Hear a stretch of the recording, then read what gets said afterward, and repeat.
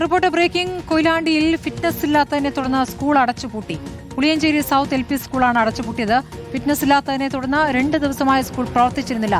School അടച്ചുപൂട്ടിയതോടെ 150-ലധികം വിദ്യാർത്ഥികളുടെ പഠനം പ്രതിസന്ധിയിലായിരിക്കുകയാണ്. Sarath SS വിവരങ്ങളുമായി. ശരത്, ഇപ്പോൾ അപകടാവസ്ഥയിലുള്ള സ്കൂളാണെന്ന് വേണം മനസ്സിലാക്കാൻ. 150ഓളം വിദ്യാർത്ഥികളുണ്ട്. അവരുടെ കാര്യത്തിൽ എന്തെങ്കിലും ബദൽ മാർഗങ്ങൾ ഉണ്ടാക്കിയിട്ടുണ്ടോ?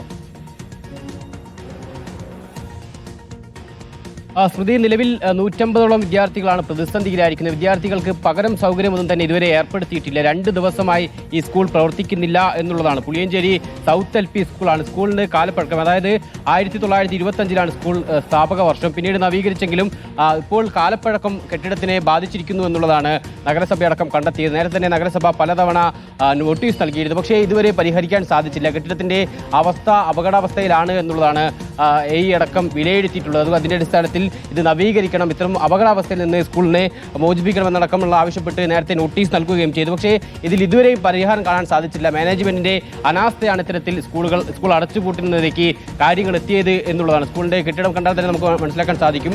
ഓടിട്ട സ്കൂളാണ്. മാത്രമല്ല ഇപ്പോൾ മഴക്കാലം കൂടിയാകുന്നതോടുകൂടി അപകടാവസ്ഥ കൂടുതലാണ്. തൊട്ടുപുറം ഷീറ്റിന്റെ കെട്ടിടം കൂടി കാണാൻ സാധിക്കും. ഇതും തുരുമ്പെടുത്ത് അപകടാവസ്ഥയിൽ നിൽക്കുന്നുണ്ട്. അതുകൊണ്ട് തന്നെ വിദ്യാർത്ഥികൾക്ക് ഇത്തരത്തിൽ സ്കൂളിൽ പഠനം നടത്തുന്നത് വലിയ അപകടത്തിന് കാരണമാകും. അതുകൊണ്ട് തന്നെ ഇവിടെ പഠനം അനുവദിക്കാൻ സാധിക്കില്ല എന്നുള്ളത് നഗരസഭാ പരിശോധനയിൽ കണ്ടെത്തി. അതിന്റെ അടിസ്ഥാനത്തിലാണ് എന്തായാലും സ്കൂൾ ഇപ്പോൾ അടച്ചുപൂട്ടാൻ കൂടി തീരുമാനമായിട്ടുള്ളത്. ഇപ്പോൾ നമുക്കിപ്പോൾ നഗരസഭയുടെ വാർഡ് മെമ്പറാണല്ലേ, എന്താണ് ഈ അടച്ചുപൂട്ടാൻ കാരണം?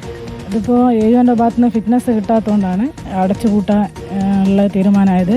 അപ്പോൾ അത് മാനേജ്മെൻറ്റുമായിട്ട് സംസാരിച്ചിട്ട് ഇതിൻ്റെ പ്രവൃത്തികൾ എത്രയും പെട്ടെന്ന് തന്നെ പൂർത്തിയാക്കാമെന്ന് പറഞ്ഞിട്ടുണ്ട്. നോട്ടീസ് നേരത്തെ കുറേ തവണ നൽകിയതല്ലേ, ഇതുവരെ പരിഹരിച്ചിട്ടില്ല? ഇല്ല, 2-3 പ്രാവശ്യം നോട്ടീസ് നൽകിയതാണ്. അപ്പോൾ ഓരോ ഭാഗത്തുനിന്ന് പ്രതികരണമൊന്നും ഉണ്ടായിട്ടില്ല. എന്തൊക്കെയാണ് ഇവിടുത്തെ പ്രശ്നങ്ങൾ? കുട്ടികൾ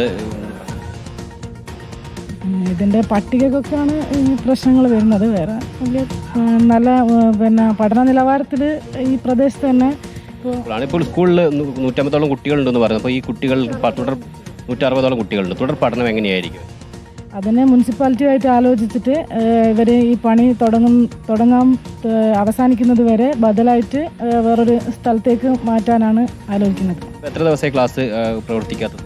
ഇന്നലെ ഇന്നുമാണ് പ്രവർത്തിക്കാത്തത്. അപ്പോൾ മാനേജ്മെൻറ്റ് ഇതിൻ്റെ പണി തുടങ്ങാമെന്നുള്ള ഒരു ഉറപ്പ് കിട്ടിക്കഴിഞ്ഞാൽ പിന്നെ അല്ലെങ്കിലും നഗരസഭയായിട്ട് ആലോചിച്ചിട്ട് പുതിയൊരു കെട്ടിടത്തിലേക്ക് മാറി. കെട്ടിടത്തിന്റെ കാലപ്പഴക്കം കണ്ടാൽ തന്നെ വ്യക്തമാണ്. അപ്പം അത്ര എളുപ്പം പരിഹരിച്ചു പോകാൻ കഴിയുന്ന കെട്ടിടമല്ല. അപ്പോൾ അതുവരെയുള്ള പഠനം ഇവിടെ മറ്റൊരു സ്ഥലം കണ്ടെത്താൻ സാധിക്കും.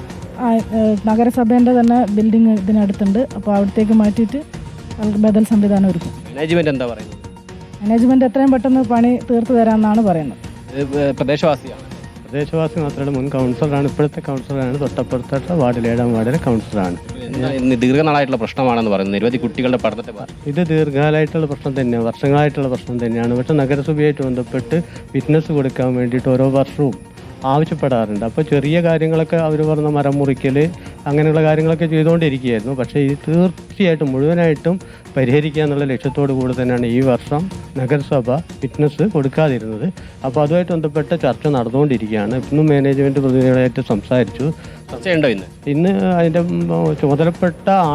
ചുമതലപ്പെടുത്തിയിട്ടുള്ള ഉണ്ണി എന്ന് പറഞ്ഞ മാനേജറായിട്ട് സംസാരിച്ചിട്ടുണ്ട്. അവർ പറഞ്ഞിരിക്കുന്നത് അത് ഏറ്റെടുക്കാം, ഈ കാര്യങ്ങൾ ചെയ്യാമെന്ന് പറഞ്ഞിട്ടുണ്ട്. എന്തായാലും ഇന്നിപ്പോൾ ചർച്ചയുണ്ട് എന്നുള്ളതാണ് പ്രദേശവാസിയും കൗൺസിലറും ഒക്കെ ആളുകൾ പറയുന്നത്. എന്തായാലും സ്കൂളിൻ്റെ അവസ്ഥ വളരെ അപകടാവസ്ഥയിലാണ്. നമുക്ക് ഈ ദൃശ്യങ്ങളിൽ തന്നെ വ്യക്തമാണത്. ഓടിട്ട കെട്ടിടമാണ്. ഒരുപക്ഷെ മഴ കൂടി ശക്തമാകുന്ന സാഹചര്യത്തിൽ അപകടാവസ്ഥ വളരെ കൂടുതലാണ്. അതുകൊണ്ട് തന്നെയാണ് നഗരസഭ കൃത്യമായി ഇടപെട്ട് സ്കൂളിന് ഇവിടെ നിന്ന് ഫിറ്റ്നസ് നൽകാതെ അടച്ചുപൂട്ടിയ സ്ഥിതിയിലേക്ക് കാര്യങ്ങൾ എത്തിയത്. മാത്രമല്ല തൊട്ടുപുറമുള്ള ഷീറ്റ് ഇത് തകര ഷീറ്റാണ്.